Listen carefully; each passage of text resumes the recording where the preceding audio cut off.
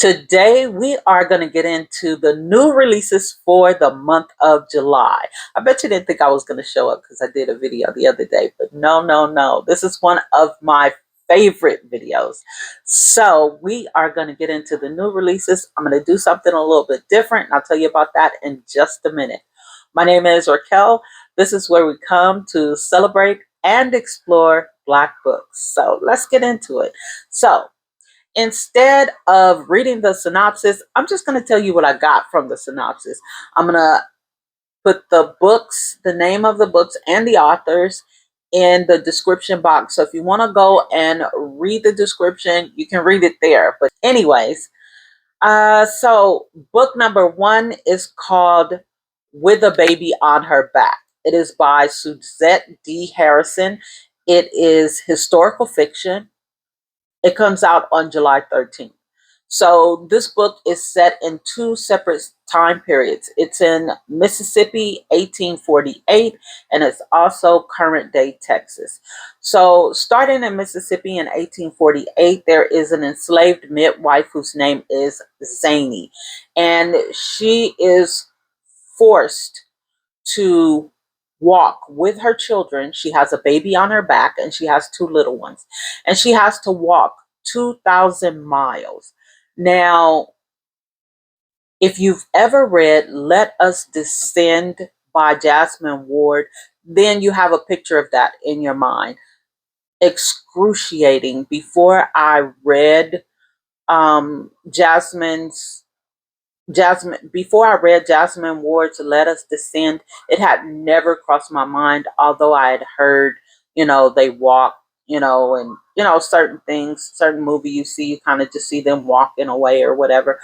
But in Let Us Descend, she gives you kind of a play-by-play, and as good as the book was, there's no way in the world I could read that for a second time. And that's the kind of vibe it's giving me when it says that she's walking 2,000 miles on foot. She's got 3 babies, 1 on her back and 2 besides her. How I could barely get my daughter to walk to the corner store, and you're talking about a baby, 2 little ones walking 2,000 miles. Anyways, so throughout this journey, of course, we know things are going to be happening, but her main focus is what is going to happen whenever they get to where they're going, protecting her children and, making a way of escape. How is she going to get out of this, and then for the present day, you have a young lady whose name is Teresa. And this is present day Texas. She's an elementary school teacher. Life is becoming overbearing for her. She's having a hard time with her work-life balance, motherhood, and, just regular life, until she goes and finds a brooch in her grandmother's things, a brooch that's been there for many years. It prompts her to want to go find out about her ancestors. And based on what I've read here, it looks like it's going to give her the strength and, to really just move on, to get her life in order. Learning about her ancestors and what they went through is going to give her a newfound strength. So this one I am definitely looking forward to. I do very much like historical fiction. Book number 2, it is called My Monsters Ain't Like Yours. And this is by R.J. Joseph. It comes out on July 15th. Now, if I'm being honest, this is actually the book that made me decide not to read the synopsis. So this book is it says a Black feminist intersectional horror at its rawest. That is probably the best description of the book, because as far as I read here, it is not telling you, getting really any information. You don't have any characters, if they're going to be in a house, if they're going to be outside, if zombies chasing them. You literally have no idea. I'm going to give you an example. I'm going to read a paragraph just so you can see what I'm talking about. It says, monsters are personal. Monsters are universal. These facts create an intriguing juxtaposition where the things deemed monstrous or frightening can be shaped by personal experiences, while also representing many aspects of the human condition. Our fears are much more similar than dissimilar. This means my monsters are absolutely like yours. They are collective nightmares. And then it goes on with a whole bunch of psychological um, mumbo jumbo and fears, and it really doesn't give you what the book is about. It's like a, I don't know, it's just really kind of giving you a description of fear and horror, and it didn't say anything. Like, there is not one person mentioned in this entire synopsis. And it does say that, again, it says, my monsters ain't like your monsters, reflects an irony through Black feminist intersectional horror at its rawest. Now, it's the second time it said that, but it really does not give you a good picture of what this book is about, except for that it's a psychological thriller and it's horror. You don't know if she gonna be chased by Freddy Krueger, if it's a man or a woman. You don't know if the zombies are coming out, if it's the apocalypse, if it's natural disaster. You have no idea because it doesn't say so. But at the same time, I am still interested in this book. So our next book is called What Happened That Weekend. This is by Tessa Tharp. It comes out on July. Ooh, no. Wait a minute. And the next book is by Tessa Tharp. It is called What Happened This Weekend. It comes out on July 1st. This is a psychological thriller about secrets between friends. So basically, there is a lady who has, all the things. She's got the house, the car, the marriage. Everything is perfect. Everything's custom, nice, built, whatever. She invites some friends to a secluded mountain home. She invite she and she invites some friends to a secluded mountain home. They get there, and so she's got this secret that she has not told anybody, and I guess she has intentions on telling everybody this weekend, or maybe just this one friend. But her husband shows up unannounced. The next morning, there's blood, there's no telephone, and they are locked in this mountain house, and Todd is gone. So there is a secret. I don't know if he's gone dead or if he just not there, if he took the telephone, or, one of the ladies did it. So it's like a murder mystery. It sounds semi-interesting, but it's about, keeping secrets, jealousy between friends. So they're going to be bickering back and forth, and I guess at some point throughout this book we'll find out what the heck the secret is. But it does sound interesting. Sounds like a murder mystery, which I'm not too much into murder mysteries, but it does sound a bit interesting. So in Cool Machine, this is the third book in the series. I started book number 1, but Colson Whitehead is extremely descriptive in his books. I read the first chapter in, I think it's Harlem Shuffle, if I'm not mistaken. I felt like I should have been on chapter 5, and when I found out I was on chapter 1, I closed the book. I didn't open it again. But I also didn't know that it was a trilogy. So basically, in this book number 3 that's coming out, so it's about this guy and his wife. They own a furniture store. They have some kids. His in-laws don't particularly care for him because he's not providing the life for his wife that they would like him to. They also don't know that he comes from a background of basic criminals. So they get in this position where they're not making enough money, and every once in a while he'll like get some jewelry or something from his cousin, and make a little money that way to kind of supplement what he's not making at the furniture store. What it looks like is going to happen in book 3. In book 2, they go back So they go back and tell you what happened, maybe how he got with his wife, whatever kind of crimes they used to commit, back before. In book number 3, he is a part of a crew where they are really getting to the money. They've been doing some heists and this and that. And it looks like the mob or some mob type people kind of come into play, and he's going to get into some trouble. So this actually does sound like a really good series. I might get back into it, but like I said, it just was it was really hard. And then too, I was literally reading. I wasn't listening to the first book. I was actually reading it. And so that might have something to do with it. So I might see if I could get it in audio and see if that'll help me move it along, because this definitely looks like a good book. I love a book that's talking about, in a movie that's talking about heist and, safe cracking, just all the just all the things you shouldn't be doing is what I love to read and watch. And so this sounds like something that's right up my alley. I might try to see if I can find the audio for book number 1. The next book is called Threads of Purpose. Now it says a novel of justice, awakening, and second chances. So this is about a man who is a medical resident in Houston, and he's living his life, but he has lived his whole life living up to other people's expectations, or a life that people can look up to him. It may be something like his parents, always told him he was smart, or, you can do this, you can do anything you want. And so in order to make other people happy, he decided to become a doctor.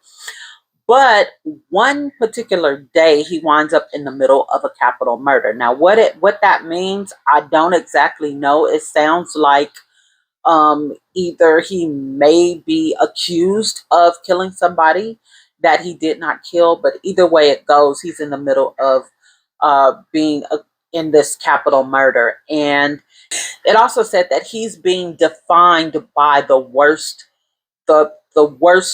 the worst one moment in his life, which makes me think that he had something to do with whatever's happened. Maybe he did not kill them, maybe he was there, wrong time, wrong place, that kind of thing. I don't know. But anyway, as he's in, prison, jail, whatever, waiting trial, he has this attorney who's 20 years older than him. He begins to change his life, turns to Buddhism and meditation. And, now he's wondering, what have I done with my life? Was this something I really wanted to do, or did I do this for everybody else? And then he winds up in a relationship with his attorney. And it says that she might be the only one to save him. Now, if you need a reason to date your attorney, which is, I don't think you're supposed to do that, but if you ever had a reason, this would be a reason to save your life. So this one sounds a bit interesting. I don't know if I'll read it, but it definitely sounds interesting. The next book is called The Great Whenever. It's by Sharon Saunders. It comes out on July 7th. Now, this one I am actually going to read. I am super interested in this one. I believe it's historical fiction. It might also be considered horror. And so it says, an impulsive and heartbreaking woman inherits her father's share of a Tennessee farm that is rich in family secrets and occupied with busybody ghosts in the sweeping family portrait. At 32, Audrey Lamb is stumbling through adulthood. An underpaid gig worker in Washington, D.C., she's grieving the end of a serious relationship and the recent loss of her father. Aubrey learns she has inherited a stake in a sizable Tennessee farm. She sees an opportunity to get out of the city and erase a mountain pile of debt. Watching her arrival with great interest are 4 ghosts, Aubrey's ancestors, who've staked their own claims to the farm, and who never hesitate to pass judgment on mistakes made by the living, whether romantic, financial, or sartorial. I don't know what sartorial is. Anyway, as Aubrey reconnects with her living family, another story unfolds in parallel. The history of the land, beginning with its purchase by Thomas, Aubrey's great grandfather, and one of the first black landowners in this community. Though Thomas hopes to give his children a homestead on which they could flourish, the land proves to be a burdensome inheritance. Over the years, it turns the lambs against one another, culminating a catastrophic tragedy that splinters the family and echoes through decades. Now, as the clock ticks on a potential sale of the farm, the ghosts fear expulsion from the home they've made, and Aubrey must weigh the hopes and burdens of her forebears with the very real needs of her future. An expansive family saga told with a wiry and distinct modern voice. The great wherever is at once grand and intimate. It explores the ways we learn to define ourselves through and against our families, how we carry on after loss, and how the past lives in all of us. Oh, yes, this definitely sounds like something I got to read. I need to read that. So next is this book called The Hall by Guerier Phillips. It comes out on July 15th, and I am so excited for this book. This book is about a heist. So it's about this, what I perceive to be an older gentleman who used to rob banks and jewelry stores and, just whatever. He was a robber or a cat burglar. I don't know, whatever it is it's called. Anyway, that was his thing. So now he lives in an upscale neighborhood. Nobody knows his background. He does a little this and that. He's got his woman and everything is cool. He played pickleball and, chill out. And so somebody comes to him and wants him to do another job. But this job is the biggest, the best job of his entire career to rob this multi-billion-dollar tech guy's underground bunker under his basketball court. And like I said, the man is a little bit older. He's been out of the game. So some new technology that came along and he want to test his skills, whatever. Anyway, this sounds like a really good book. It is also intertwined with another book he wrote in the past. So I guess he does have another book that talks about him doing heists in the past, which I'm going to have to look up because I'm definitely interested in that. So it is in two time periods. I'm just going to read this little last part because I think that this is truly very interesting. It says, oh, and I think some guys from his past, or maybe like the police, or I don't know, some people from his past is going to come in and, I guess try and get in on the job, mess up the job, steal his money. I'm not sure, but I am super excited.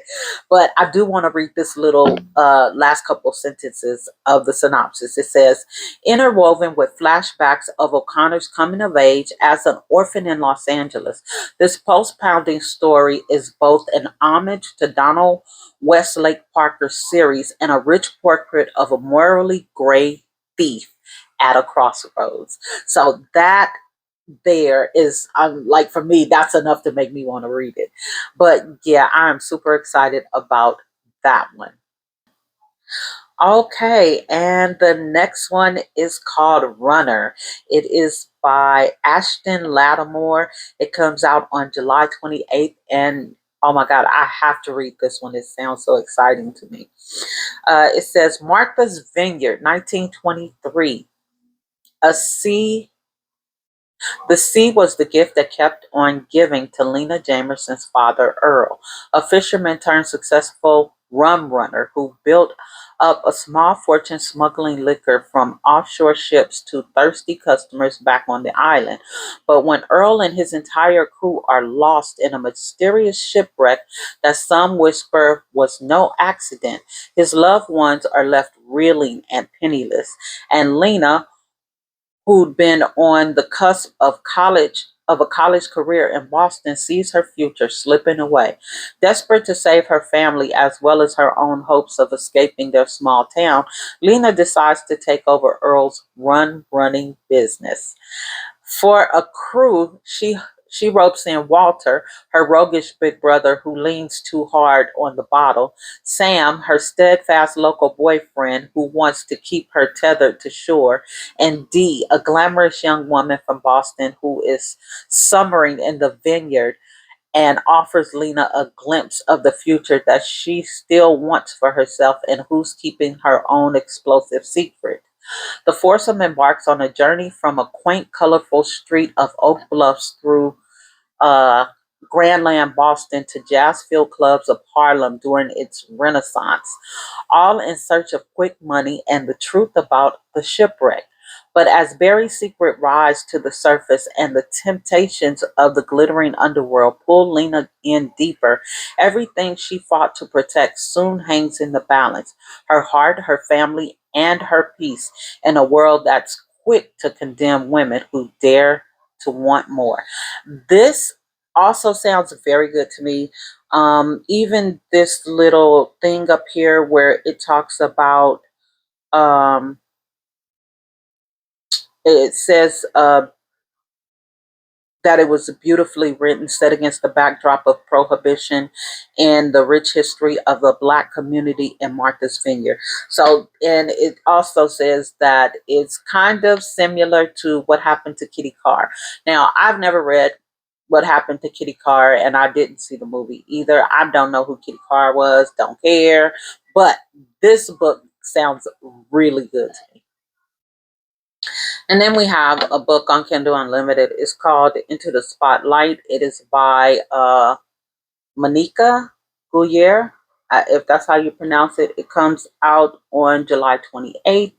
And it says in the synopsis that it is similar to Kimberly Brown's Rhythm and Blues. So it's about a young lady who is a singer. She loses her brother. A lot of what she sings, she pulls from that place of pain of losing her brother. And then you know the rest. She meets a guy.